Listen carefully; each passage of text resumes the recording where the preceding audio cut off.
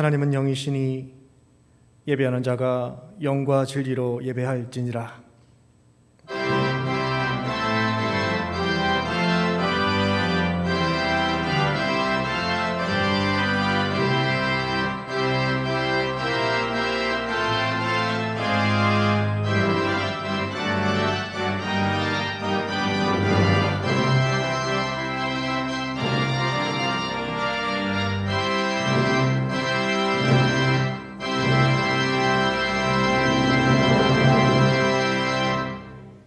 내가 여호와를 항상 내 앞에 모시며 그가 나의 오른쪽에 계심으로 내가 흔들리지 아니하리로다. 우리 삶의 참된 구원자가 되신 전능하신 하나님 아버지, 주님만을 경외하며 의지하는 믿음의 성도들이 이 저녁 대면 예배와 온라인 예배로 주님 앞에 머리를 숙였습니다. 우리의 힘이 되신 주님께서 우리와 함께 하셔서 우리의 마음과 생각을 지켜주시고 요동치 않는 담대한 믿음을 허락하여 주시옵소서. 우리를 구원하신 예수 그리스도의 이름으로 간구하옵나이다. 아멘.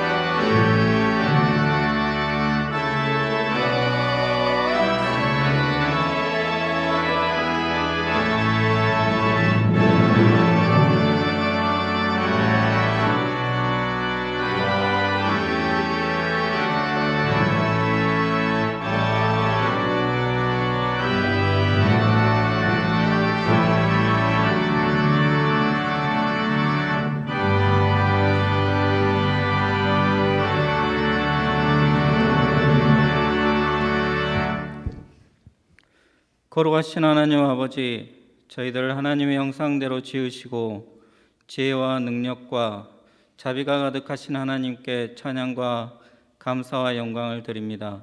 오늘 저희들에게 거룩한 주일을 허락하셔서 주님의 거룩하신 보좌 앞에 나오게 하시니 감사합니다. 감히 주 앞에 설 수 없는 죄인들이오나 그리스도의 은혜를 힘입고 예배 의전에 나왔사오니 크신 축복과 사랑으로 함께하여 주시옵소서. 저희들은 때로 주님의 사랑과 은혜를 깨닫지 못하고 하나님께 불순종하였으며 저희들에게 명하신 하나님의 명령에 순종치 못할 때도 많았습니다. 주여, 이 거룩한 주일 주의 사랑과 은혜를 사모하는 간절한 마음으로 예배드리기 위해 모인 성도들에게 한량없는 은혜를 베푸시오며 믿음이 연약한 성도들에게는 강하고 담대한 믿음을 허락하시고 말씀이 갈급하고 목마른 성도들에게는 말씀의 충만을 허락하옵소서. 지금 이 순간에도 병마와 싸우며 고통 중에 있는 성도들과 세상의 유혹에 미혹되어 허덕이고 있는 자들에게 새 힘과 용기를 부어주시어 하루속히 주님께로 돌아오게 하옵소서. 가정의 여러 문제와 경제적인 문제로 고민하여 간구하는 기도를 주께서 들어주시고 친히 응답해 주시옵소서. 공의로우신 하나님 아버지, 교회를 말씀과 기도로 이끄는 주의 종들에게 성령께서 함께해 주시고 말씀의 능력을 덧입혀 주옵소서. 모든 교회들이 교회의 사명을 다하게 하시고 썩어가고 어두워져가는 세상과 다를 바 없는 모습이 아니라 빛과 소금의 역할을 충분히 감당하게 하옵소서. 서울교회를 위하여 기도합니다. 일찍이 주님의 크신 뜻과 섭리가 계셔서 이곳에 서울교회를 세우게 하시고 교회 분쟁의 와중에도 하나님께서 함께해 주셔서 서울교회를 회복의 길로 이끌어 주시며 부흥의 길로 나아가게 하시니 감사합니다. 주께서 저희 교회에 늘 함께 하셔서 성령의 뜨거운 역사가 늘 살아 움직이며 생명이 넘치는 교회가 되게 하시고 담임 목사님과 교회학교 교육자 청빙이 순적하게 잘 이루어져서 서울교회가 이 사회와 국가와 온 세계에까지 신실함과 열정으로 하나님의 말씀을 증거하며 세계복음화에 앞장서는 교회가 되게 하여 주시옵소서. 하나님께서 서울교회에 어려움을 주신 것은 우리를 넘어지게 하기 위함이 아니라 우리의 피곤한 손과 연약한 무릎을 일으켜 세우고 우리를 위하여 곧은 길을 만들어 하나님의 말씀에 순종하여 복음 들고 나섰던 서울교회의 참된 모습을 회복하게 하심인 줄 믿습니다. 서울교회가 역사와 민족 앞에 바르게 깨어 기도하고 회개하며 하나님과의 관계를 회복하게 하여 주시옵소서. 서울교회 회복과 정상화를 위해 함께 지혜를 모을 수 있게 해주시고 하나님께서 교회가 하신 방향과 시선에 맞추어 갈 수 있는 우리가 되게 하여 주시옵소서. 서울교회와 복음주의 신학사역 위에 말씀과 온유함으로 섬기시는 이종인 원로 목사님께 함께 하시고 영육간의 강건함을 주셔서 하나님의 진리의 말씀을 베풀게 부족함 없는 능력을 허락하옵소서. 부목사님, 전도사님을 비롯한 교육자들이 하나님께서 주시는 말씀으로 충만하여 힘든 상황 속에서도 은혜로 온전히 몸된 교회와 교인들을 위하여 일할 수 있게 하시옵소서. 거룩하신 하나님 아버지, 우리 대한민국을 축복하여 주시고 나라를 이끌어가는 위정자들을 하나님의 섭리로 인도하여 주옵소서. 그들에게 의와 진리를 깨닫게 하시고 지혜와 분별력을 주셔서 대한민국이 하나님의 사랑과 평화가 넘치는 나라가 되어 하나님의 복음으로 하나된 통일조국을 이룰 수 있게 하시옵소서. 하나님 아버지, 우리의 심령의 만족함은 아버지께 있는 것을 믿고 오늘도 아버지께 나와왔습니다. 오늘 저녁 이 예배를 위해 하나님께서 세우신 전도사님의 입을 통하여 우리 심령 깊은 곳에 풍성한 은혜의 말씀을 부어주시고 예배를 위해 수고하는 성가대의 찬양이 하나님께서 기뻐하는 찬양이 되게 하시며 가물어 메마른 땅에 단비를 내리듯이 이 저녁 은혜의 단비를 흠뻑 내려 주옵소서. 저희들이 드리는 이 예배가 형식이나 습관대로 드리는 것이 아니라 감사와 찬양이 넘치는 예배가 되도록 주께서 친히 주장하시오며 고려하신 주 예수 그리스도 이름으로 기도드립니다. 아멘.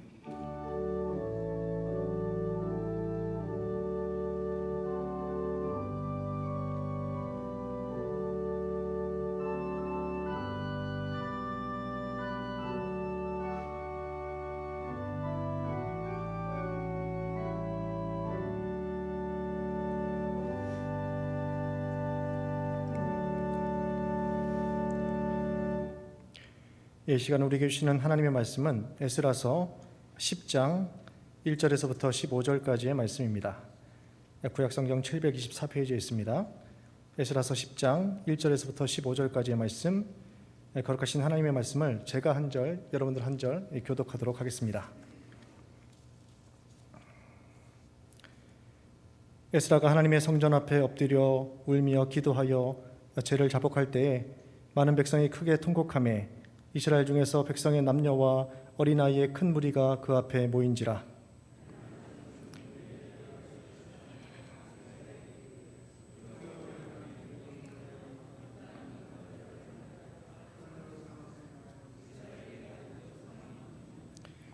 곧 내 주의 교훈을 따르며 우리 하나님의 명령을 떨며 준행하는 자의 가르침을 따라 이 모든 아내와 그들의 소생을 다 내보내기로 우리 하나님과 언약을 세우고 율법대로 행할 것이라.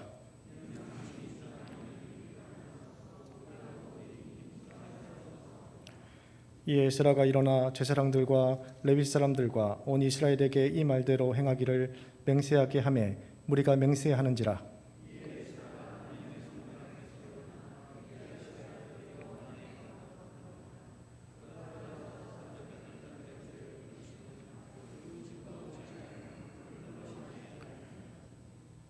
유다와 예루살렘에 사로잡혔던 자들의 자손들에게 공포하기를 너희는 예루살렘으로 모이라.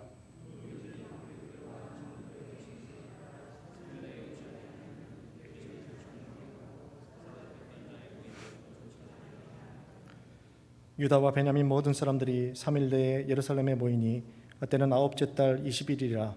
무리가 하나님의 성전 앞 광장에 앉아서 이 일과 큰 비 때문에 떨고 있더니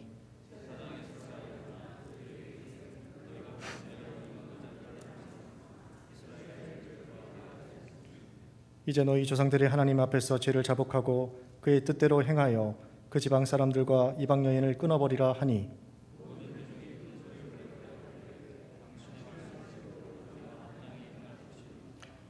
그러나 백성이 많고 또 큰 비가 내리는 때니 능히 밖에 서지 못할 것이요 우리가 이 일로 크게 범죄하였은즉 하루 이틀에 할 일이 아니오니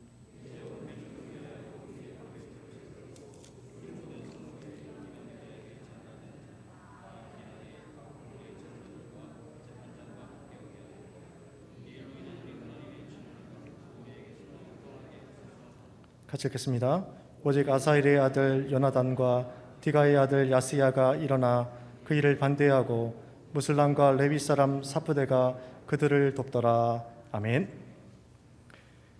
이 시간 베들레헴 찬양대에 준비된 찬양으로 하나님께 영광을 올려드리겠습니다.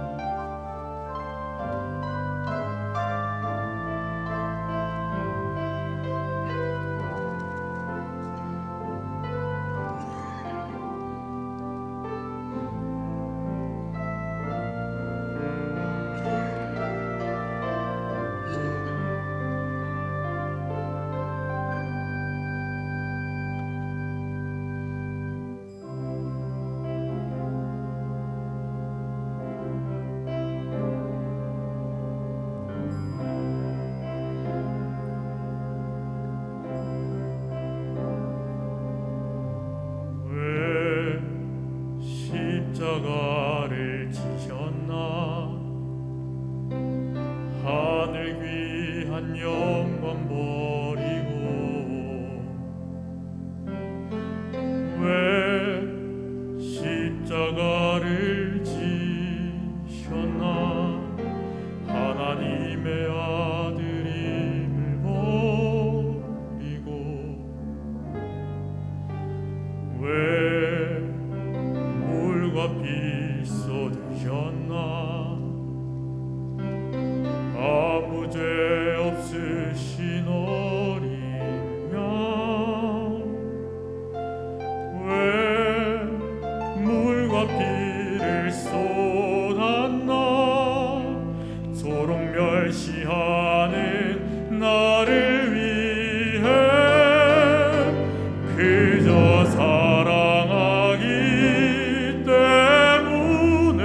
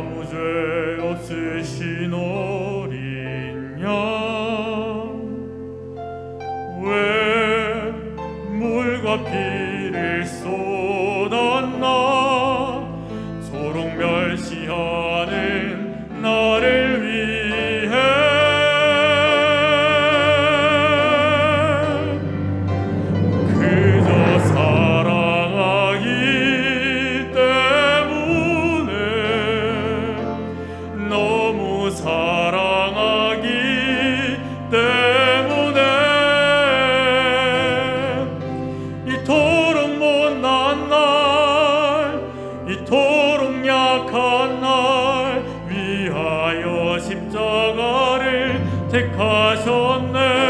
수도 없이 조를 부인했는데 아버지의 곁을 떠나 방황했었는데 주를 향해 돌 던질 때 나도 함께 있었는데 사랑받을 것 하나 없는데 왜 날 위해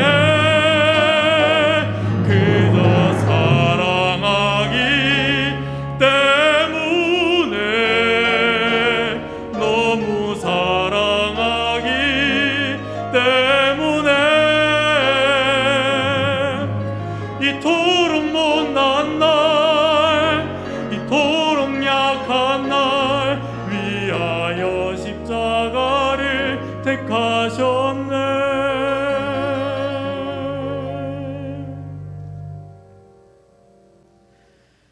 이토록 못난 날 이토록 약한 날 위하여 십자가를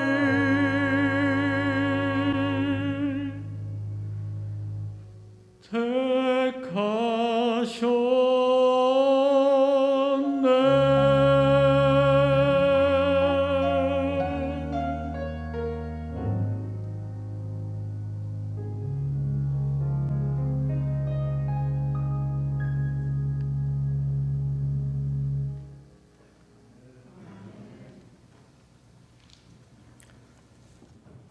예, 광고 말씀드립니다. 오는 토요일 17일입니다. 오전 10시에 교회 봄맞이 대청소가 있습니다. 많은 성도님들의 동참과 헌신을 부탁드립니다. 이 시간 우리 교회 청년부 교육자로 섬기고 계신 안용곤 전사님께서 나오셔서 당신의 말씀대로라는 제목으로 귀한 하나님의 말씀을 전해주시겠습니다.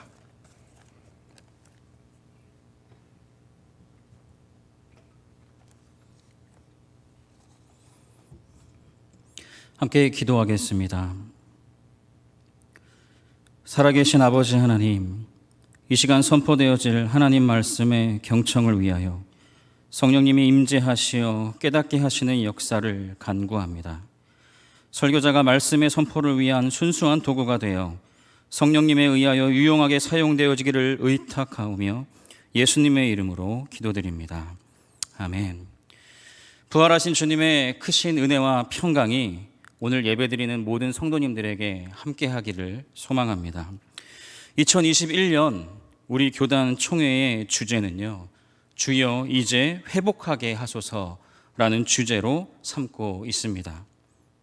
저출산과 노령화 등의 사회 문제, 그리고 사회로부터의 우리 교회의 비난과 비판, 그리고 코로나19로 인한 위기를 넘어서 새롭게 회복하고 부흥을 위하여 힘써 나아가기 위해 에스라서의 말씀과 사도행전의 말씀을 주제로 삼고 있습니다. 한국교회는 이러한 위기로부터 회복을 소망하며 하나님의 도우심을 간절하게 소망하고 있습니다.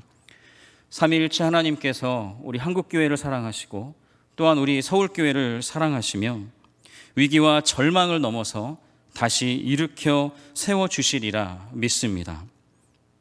제105회기에는요, 개혁교회는 항상 개혁돼야 한다라는 종교개혁자들의 슬로건을 마음에 담고 새로운 부흥의 전기를 만들어가고 있습니다. 오늘 하나님께서 우리에게 주시는 말씀, 에스라 시대에 하나님의 성전 앞 광장에서 함께 모여 하나님의 말씀 앞에 회개함으로써 결단하던 그 회중들처럼, 그리고 말씀과 신앙개혁을 통하여서 거듭나는 우리 한국교회와 서울교회가 되기를 다시 한번 간절히 소망합니다. 우리 모두가 함께 하나님께로 돌이키고 또 함께 서로를 섬기며 나아가야 합니다. 성령님께서 우리 한국교회와 서울교회를 회복시키시고 다시 일으켜 세우시기를 간절히 소망합니다.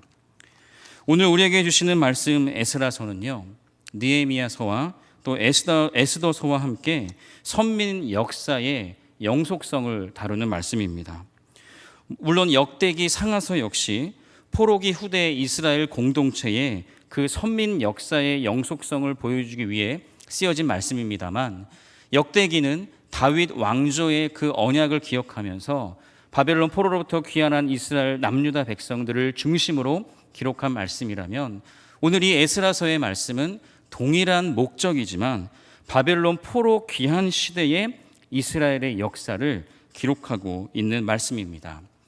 우리 성도님들께서 잘 아시다시피 바벨론 포로 귀환은 3차에 걸쳐서 이루어졌습니다.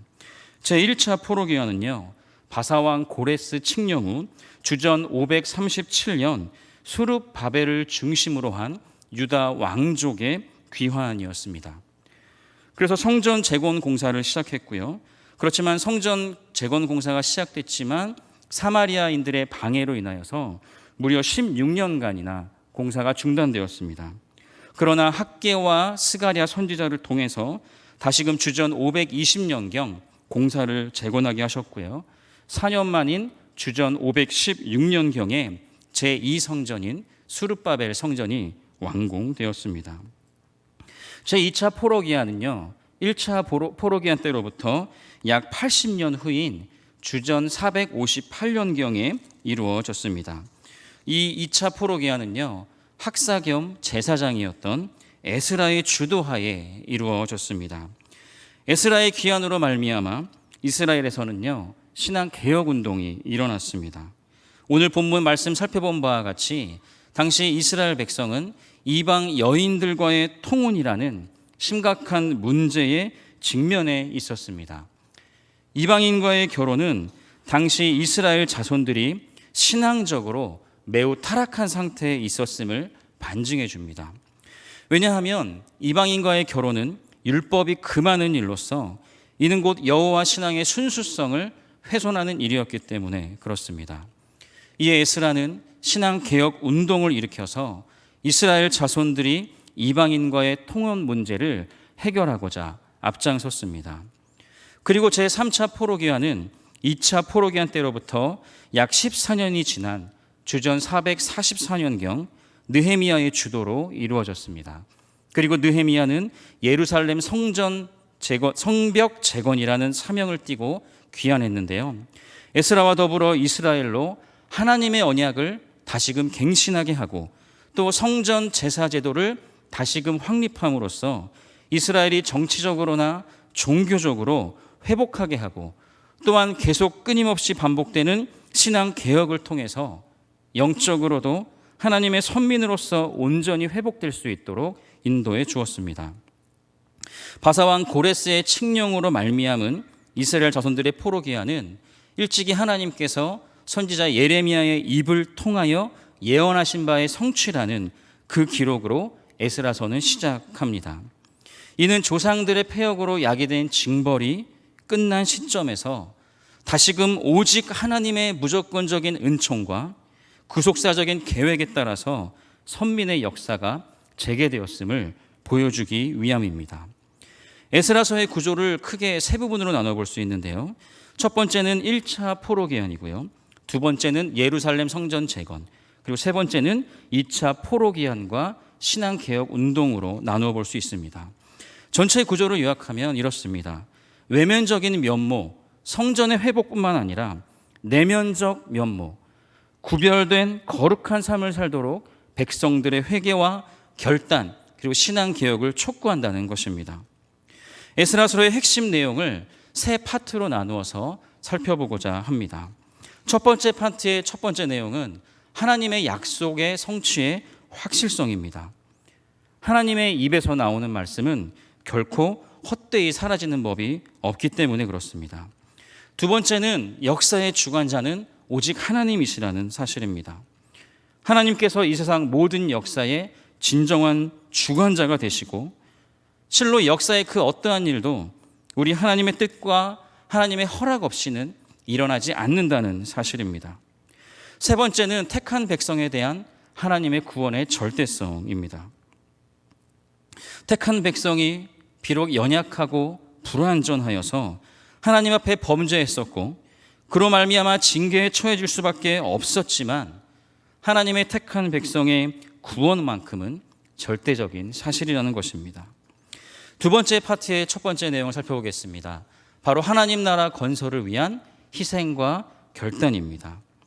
바벨론 땅에서 안락하게 포로 생활하던 이스라엘 자손들이 고향 땅으로 돌아와서 성전을 재건하기 위해서는 현실의 안락을 떨쳐버리고 황폐해버린 예루살렘 땅에서 어떠한 희생도 감수해야겠다는 각오와 믿음의 결단이 필요했었습니다.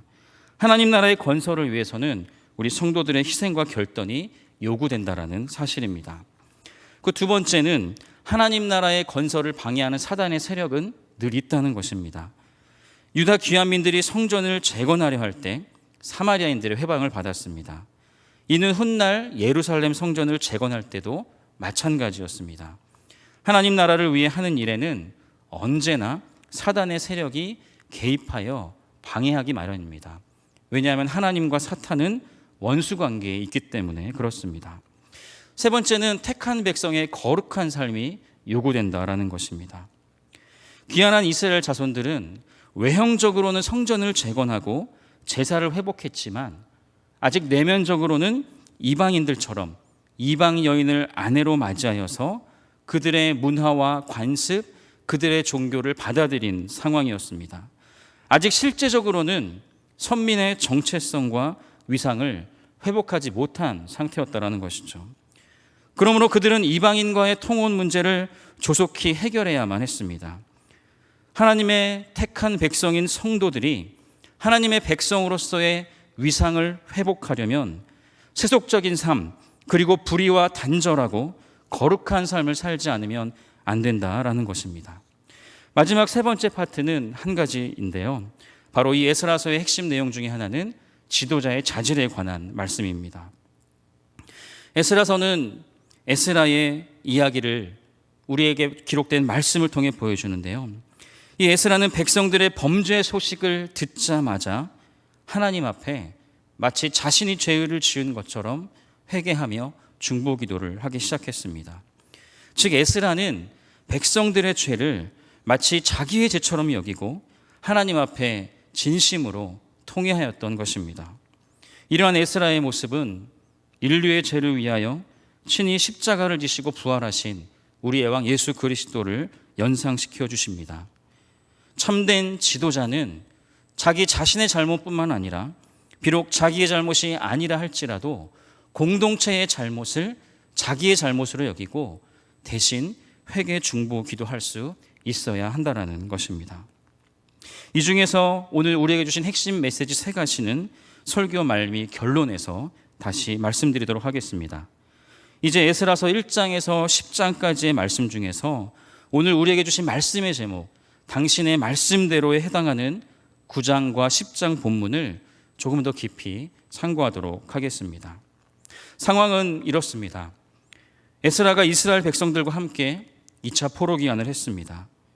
그런데 보니 이스라엘 사람들과 레위 사람들과 제사장들이 이 땅 백성들에게서 떠나지 않고 있는 모습을 보았습니다. 가나안 사람, 헷, 브리스, 여부스, 암몬, 모압, 애굽, 아모리 사람들이 행하는 가증한 일들을 하나님의 선택받은 이스라엘 백성들이 똑같이 하고 있는 것입니다. 그 이유는 바로 그 이방인들의 딸을 맞이하여서 아내와 며느리로 삼았기 때문에 하나님의 거룩한 백성들이 그 이방 사람들과 그들의 문화와 종교, 그들의 풍습에 섞여 있었던 것입니다.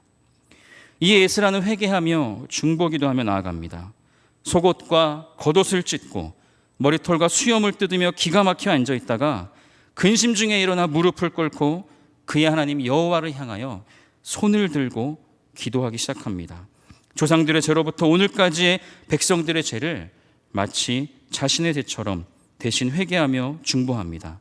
우리 함께 에스라서 9장 6절의 말씀을 읽도록 하겠습니다.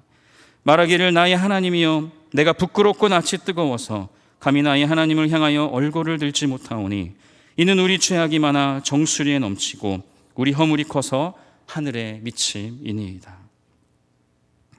에스라가 이렇게 하나님의 성전 앞에 엎드려 울며 기도하고 죄를 자복할 때에 스가냐라는 사람이 에스라에게 이렇게 말합니다. 비록 우리가 죄를 지었지만 이스라엘에게 아직도 소망이 있습니다. 내 주의 교훈을 따르며 우리 하나님의 명령을 떨며 준행하는 자의 가르침을 따라 이방 아내들과 아이들을 다 내보내고 우리 하나님과 언약을 다시 세우고 우리가 율법대로 행하겠습니다. 그런데 이 일은 당신이 주장할 일이니 일어나소서, 우리가 도우리니 힘써 행하소서, 이렇게 에스라를 격려합니다. 이 에스라가 일어나 금식한 후에 유다와 예루살렘에 사로잡혔던 모든 자손들에게 공포하여 예루살렘으로 모이도록 합니다. 3일 내외 유다와 베냐민 사람들이 모였습니다. 자신들의 죄로 인해서 일어난 일들과 큰 비가 내려서 덜덜 떨고 있는 그들에게 제사장 에스라가 선포하며 명령합니다. 너희가 범죄하여서 이방 여제를 아내로 삼아 이스라엘의 죄를 더하게 했다. 이제 너희 조상들의 하나님 앞에서 너희들의 죄를 자복하고 그의 뜻대로 행하여서 그 지방 사람들과 이방 여인을 끊어버리라. 근데 여기서 놀라운 반응이 일어납니다. 백성들이 개혁에 순종하는데 그냥 순종하는 정도가 아니라 에스라의 이 개혁 의지 천명과 선포 앞에 백성들이 망설임과 주저함 없이 큰 소리로 대답하여 이르되 당신의 말씀대로 우리가 마땅히 행할 것이니이다 고백하며 나옵니다. 여기서 대답하여 이르되라는 히브리어 표현이 와이아예누라는 단어가 쓰였는데요. 이 단어는 그냥 네 대답하는 것이 아니라 연속적이면서도 즉각적인 행동을 나타내는 표현이 쓰였습니다. 그러니까 에스라가 개혁 조치를 발표하자마자 백성들은 머뭇거리거나 망설이거나 고민하거나 주저하는 것이 아니라 전폭적이고 적극적인 순종을 바로 즉각적으로 나타냈다는 것입니다. 그러나 한번 여러분들이 이스라엘 백성들의 입장에 대해 생각해 보십시오. 이스라엘 백성들의 이 결단은 결코 쉬운 것이 아니었습니다. 왜냐하면 그들이 이방 여인들과 결혼을 했던 것은 단순히 율법을 몰라서라기보다는 다분히 정략적인 선택이었기 때문에 그렇습니다. 포로 귀환 후 이미 그곳에 머물고 있던 그 이방인들과 평화롭고 돈독한 관계를 유지하기 위해서는 그들과 관계를 맺는 정략적인 결혼이 필요했다라고 합니다. 그리고 정치적으로나 민족적으로 그들과 큰 마찰이나 문제를 일으키지 않고 지내기 위해서 이방 민족들인 그들과 피를 섞고 가족을 맺었던 것이죠. 그러나 이제 더 이상 그들에게 있어서는 그 이방 민족들로부터 얻는 평화와 안정, 그러한 것들이 중요한 것이 아니라 에스라를 통해서 선포되는 하나님 아버지의 말씀이 더 귀하게 다가왔던 것입니다. 달리 표현하면 이스라엘 백성들의 당신의 말씀대로는 선지자, 학사, 제사장, 사람 에스라를 향한 것이 아니라 그 에스라를 통하여 선포되는 하나님 아버지 당신의 말씀대로 우리가 따르고 순종하겠다는 결단이었던 것입니다. 그리고 이스라엘 포로 귀환민들이 우리가 비록 죄를 지었지만 회개함으로 하나님께 나아갈 때 다시금 하나님의 택한 선민 백성으로서의 우리의 모든 정체성을 회복시켜 주시고 다시 한번 다윗의 때처럼 그리고 아브라함과 이삭과 야곱의 하나님으로 우리에게 함께 하셨던 것처럼 다시 우리들의 회개의 기도를 받으시고 우리 민족을 회복해 주시리라는 확실한 믿음과 확신이 있었던 것입니다. 이제 각 고을의 장로들과 재판장들 조사를 시작합니다. 이방 여인을 아내로 맞이한 자들이 얼마나 되는지. 그런데 또 한 번 놀라운 사실이 여기서 밝혀집니다. 조사를 해보았더니요, 일반 백성들뿐만이 아니라 제사장들, 레위인들, 또 성전에서 노래하는 자들 이름이 속속히 밝혀집니다. 특별히 제사장들은 자신들의 허물과 죄로 인해서 숫 양 한 마리를 속건제로 드리게 됩니다.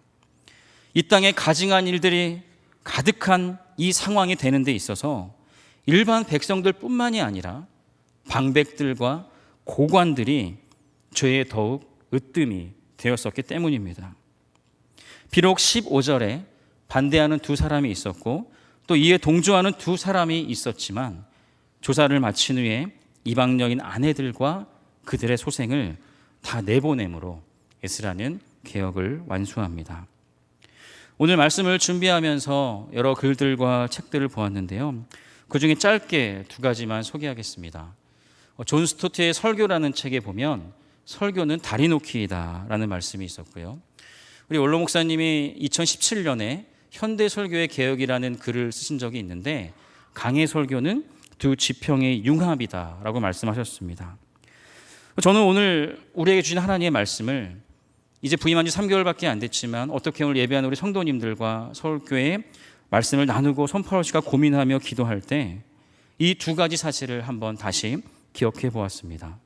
설교는 말씀이 쓰여졌던 그 시대의 배경과 그 시대의 상황과 오늘 말씀을 듣고 예배하시는 우리 성도님들 또 우리 교회와 다리 놓기이다. 그리고 그 말씀이 쓰여졌던 시대와 배경과 오늘 우리 서울교회 성도님들이 처한 이 두 지평이 융합이 이루어져야 한다. 그러나 부족한 저에게 마음의 부담감이 있었습니다. 왜냐하면 제가 장로님들을 만나고 우리 청년 리더들을 만나고 성도님들께 지나간 시간들의 이야기를 들었을 때 그 5년이라는 기간 동안 함께하지 못하고 경험해보지 못한 제가 감히 위로와 회복을 말한다는 것이 죄송한 마음이 들었기 때문에 그렇습니다.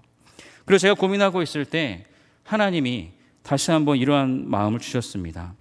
오늘 우리에게 주신 이 에스라서의 말씀을 우리에게 적용하기에 앞서서 또 연결하기에 앞서서 정말 하나님이 어떠한 분이신지 그 하나님의 속성과 성품에 대해서 먼저 선포해라, 그 마음을 주셨습니다. 그래서 오늘 우리에게 주신 이 에스라서의 말씀을 경청하고 계시는 우리 성도님들에게 선포하기 이전에 하나님이 어떠한 분이신지를 잠깐 나누고자 합니다. 하나님은요, 이스라엘 민족을 무려 430년 동안 종살이하던 애굽에서 구원해 주신 분이십니다. 하나님은 이스라엘 백성들의 탄식과 부르짖음 그리고 그들의 고통 소리를 들으시고 그들의 조상과 맺었던 언약을 기억하신 하나님이십니다. 우리 함께 출애굽기 2장 24절 25절의 말씀을 함께 읽겠습니다. 하나님이 그들의 고통 소리를 들으시고 하나님이 아브라함과 이삭과 야곱에게 세운 그의 언약을 기억하사 하나님이 이스라엘 자손을 돌보셨고 하나님이 그들을 기억하셨더라. 아멘. 출애굽기 20장에 보면 하나님이 모세에게 10계명을 주시는 장면이 나옵니다. 근데 그 10계명이 쭉 말씀되고 선포되기 이전에 하나님이 이런 말씀을 하십니다. 나는 너희를 애굽 땅 종되었던 집에서 인도하여 낸 내 하나님 여호와라 말씀하셨습니다. 하나님께서는 그의 백성 이스라엘 백성들의 아픔과 탄식, 부르짖음을 또 그들과의 맺었던 언약을 기억하셨습니다. 저는 오늘 사랑하는 우리 성도님들이 하나님의 말씀을 들으며 예배하며 나가실 때 지나간 우리 시간들의 아픔 소리, 아픔, 탄식, 부르짖음, 그 고통을 분명히 하나님이 다 기억하시고 들으신다라고 여러분들께 말씀에 의지하여 믿음으로 선포합니다. 하나님은 저 멀리 서서 이스라엘 백성들이 당하는 고통을 바라보시고 기뻐하시는 방관자가 절대로 아니십니다. 하나님은 이스라엘의 고통에 연민을 느끼는 분이셨습니다. 그래서 그들을 포로기환을 시키실 때 하나님은 임마누엘로 함께 하셨고요. 또 하나님의 연민은 십자가상에서 우리 주님 예수 그리스도를 통해서 나타났습니다. 그리고 하나님께서 택하여 세우신 선지자들을 통해서 하나님의 말씀을 경청하는 공동체, 그 백성들에게 소중한 두루마리에 담긴 그 예언의 말씀을 통해서 오늘 성도들의 삶의 이 현재의 현실을 다르게 분별하는 법을 말씀해 주십니다. 그리고 하나님이 원하시는 진정한 신앙개혁은 하나님의 성품을 기억하는 것, 하나님이 우리에게 주신 언약을 갱신하는 것, 말씀을 회복하는 것이라고 말씀하시며 또 우리 성도님들의 역할 또한 중요함을 말씀해 주십니다. 얼마 전에 순례자의 올라온 글들을 보다가 원로 목사님께서 1월 말에 미래 한국과 나눈 서울교회와 코로나 이후 한국 사회와 교회가 나아갈 길에 관한 인터뷰를 인상 깊게 본 적이 있습니다.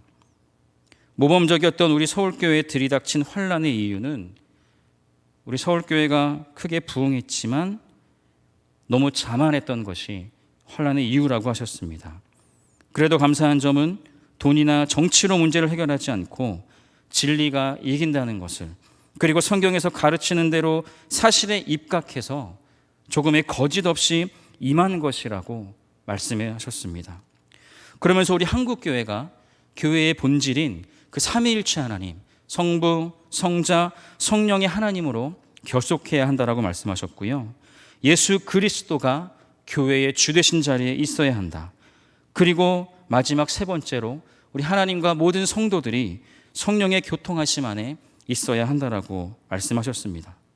그러면서 마지막으로 양적 성장과 질적 성장을 우리 교회가 병행해야 하는데, 그러기 위해서는 오늘날 순교자적인 신앙을 가진 사람들이 많이 필요하다. 이것이 한국교회의 사명인데 그렇게 하지 못했기 때문에 한국교회와 우리 서울교회에 큰 어려움이 들이닥쳤다라고 말씀하셨습니다. 우리 한국교회가 그리고 서울교회가 더욱 겸손해지고 특히 종교 지도자들이 더 겸손해야 한다라고 말씀하셨습니다. 여기에는 당연히 우리 서울교회와 성도님들과 또 교회를 섬기는 우리 직원분들과 목회자 모두가 포함된다라고 생각합니다. 오늘 우리에게 주시는 이 에스라서의 말씀과 에스라서의 신앙개혁 운동은 바로 우리 자신들에게 그리고 우리 서울교회와 예배하는 성도님들에게 주시는 말씀입니다. 우리 교회가 2021년 교회의 표어를 다시 세워지는 서울교회로 정하고 새로운 담임 목사님을 청빙하고 또 신앙의 전통을 지키며 개혁을 추진하는 한 해로 삼고 나아가고 있는 그러한 우리에게 주시는 말씀입니다. 지난 5년간을 돌아보면 쫓겨나고 빼앗기고 허물어졌던 예루살렘 성전처럼 우리의 성전도 빼앗겼었고 쫓겨났었으며 또 영적으로는 허물어져 버린 것과 같은 시간을 보냈습니다. 또 무너져 내린 예루살렘 성벽과 불탄 성문처럼 우리 성전 곳곳도 훼손되고 더러운 손길들에 의해 더럽혀지는 그러한 시간들을 우리가 보냈었습니다. 그렇지만 에스라와 느헤미야 때처럼 하나님께서는 우리의 성전을 다시 우리에게 회복시켜 주셨고 우리의 성전을 사랑하는 성도님들의 손길을 통해서 다시 아름답게 복구해 나갈 수 있도록 인도해 주셨습니다. 그러나 오늘 우리가 이 말씀을 거울 삼아 여기서 멈추어서는 안 된다라고 말씀드립니다. 종교 개혁자들의 슬로건과 같이 주님의 교회인 우리 서울교회는 항상 개혁하는 교회로 나아가야 합니다. 하나님께서 우리에게 주신 결론의 말씀 세 가지로 말씀을 드리고 말씀을 맺도록 하겠습니다. 첫 번째는 택한 백성에 대한 하나님의 구원의 절대성을 믿어야 한다는 것입니다. 우리도 비록 연약하고 불완전하여서 하나님 앞에 범죄하고 그로 말미암아 징계에 처해질 수밖에 없었지만 택하신 우리 서울교회와 서울교회 성도님들의 구원만큼은 절대적인 사실이라는 것입니다. 두 번째는 택한 백성의 거룩한 삶을 살아야 한다는 것입니다. 성도가 하나님의 택한 백성으로서의 위상을 지니려면 세속적인 삶, 불의와 단절하고 거룩한 삶을 살지 않으면 안 될 것입니다. 오늘날 포스트 모더니즘이라고 하는 이 사회 가운데 인본주의와 성공주의와 물질 만능주의, 개인주의, 이기주의, 그리고 권력욕, 명예욕, 사람들에게 인정받음으로 높아지려고 하는 그러한 모든 교만한 마음들에서 우리의 거룩한 삶으로 하나님이 원하시는 거룩한 삶으로 돌이키는 결단의 삶이 있어야 합니다. 세 번째는 참된 지도자를 분별해야 하는 것입니다. 참된 지도자는 공동체의 잘못을 자기의 잘못으로 여기고 대신 회개하며 중보기도 할 수 있는 참 목자의 마음을 지닌 사람이어야 합니다. 모세처럼 에스라처럼 비록 자신이 지은 죄는 아니지만 그리고 자신을 공격하며 자신을 원망하는 그 백성들의 죄를 위해서 하나님 앞에 엎드려 대신 기도하고 회개해 줄 수 있는 그런 참된 지도자를 우리 모든 성도님들이 하나님 앞에 기도하는 가운데 분별해야 합니다. 그리고 그 분별의 열매를 하나님께서 곧 우리에게 맺어주시리라 믿습니다. 오늘 목사님 말씀하신 질적 성장과 양적 성장을 병행할 수 있는 순교자적 신앙을 우리 모두가 지녀야 합니다. 하나님과 사람 앞에서 겸손하고 온유한 지도자들을 우리가 세우고 함께 기도하며 협력해야 합니다. 바로 예수 그리스도께서 그 본을 우리에게 이미 보여주셨습니다. 예수 그리스도를 닮은 참된 지도자를 우리 서울교회에 보내주시기를 함께 기도해야 하는 것입니다. 이제 말씀을 맺겠습니다.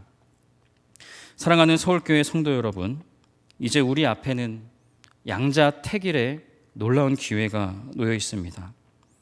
빼앗긴 성전을 되찾고 훼손된 성전을 복구해 나아가고 떠났던 자들이 돌아오고 이렇게 남은 자들로서 이 교회와 성전을 지키시는 여러분들을 통해서 우리의 예배, 우리의 외면적 면모인 이 성전은 정말 아름답게 다시금 모습을 되찾아가고 있습니다. 그러나 여기서 우리에게 또한 요구되는 것은 진정한 신앙개혁 운동을 통한 우리의 내면적 면모 또한 거룩하고 구별된 삶으로 계속 날마다 개혁을 멈추지 말아야 한다는 것입니다. 하나님께서는 오늘 말씀을 통해서 우리에게 말씀하십니다. 에스라의 개혁의지 1000명 그 말씀의 선포 앞에 즉각적인 순종으로 반응했던 이스라엘 백성들처럼 오늘 하나님의 백성인 저와 우리 성도님들 모두의 회개와 결단을 촉구하십니다. 신랑 되신 예수 그리스도의 정결하고 거룩한 신부로서의 정체성과 삶을 회복하여 우리 교회와 우리 성도님들과 우리 성도님들의 삶을 새롭게 하실 그분을 맞을 준비를 해야 합니다. 종교개혁의 5대 강령을 기억하시죠? 오직 말씀으로, 오직 믿음으로, 오직 은혜로, 오직 예수 그리스도로, 오직 하나님께 영광으로 그렇게 날마다 멈추지 않는 개혁을 완수해 가시는 우리 성도님들 모두가 되시기를 주님의 이름으로 축복합니다. 가나안 땅을 정복하기 위해 여호와의 거룩한 전쟁을 치르고서 약속한 땅을 다 차지한 이후에 각 지파별로 땅 분배를 마친 여호수아는 자신의 마지막 고별 설교를 세겜에 모인 백성들에게 선포합니다. 우리 말씀을 함께 읽도록 하겠습니다. 그러므로 이제는 여호와를 경외하며 온전함과 진실함으로 그를 섬기라. 너희의 조상들이 강 저쪽과 애굽에서 섬기던 신들을 치워버리고 여호와만 섬기라. 만일 여호와를 섬기는 것이 너희에게 좋지 않게 보이거든 너희 조상들이 강 저쪽에서 섬기던 신들이든지 또는 너희가 거주하는 땅에 있는 아모리 족속의 신들이든지 너희가 섬길 자를 오늘 택하라. 오직 나와 내 집은 여호와를 섬기겠노라 하니. 아멘. 오직 나와 내 집은 여호와를 섬기겠노라. 오직 나와 내 집은 여호와를 섬기겠노라고 하는 이 여호수아의 믿음의 고백과 에스라를 통해 선포되는 하나님의 말씀 앞에 당신의 말씀대로 우리가 마땅히 행할 것이니다라고 고백하는 그 백성들의 믿음의 고백이 오늘 이 성전을 찬양 예배로 하나님을 예배하며 나아가시는 성도님들, 하나님을 예배하며 하나님의 이름을 영화롭게 하시는 우리 성도님들과 또 온라인으로 예배하며 함께 나아가곤 우리 서울교회 모든 성도님들의 믿음의 고백이 되기를 주님의 이름으로 축복합니다. 기도하겠습니다. 거룩하신 아버지 하나님, 설교자가 선포한 하나님의 말씀이 성령님의 내적 역사에 의하여 말씀을 경청한 회중들에게서 귀한 결실을 맺도록 역사하여 주시기를 간절히 간구하오며 예수님의 이름으로 기도드립니다. 아멘.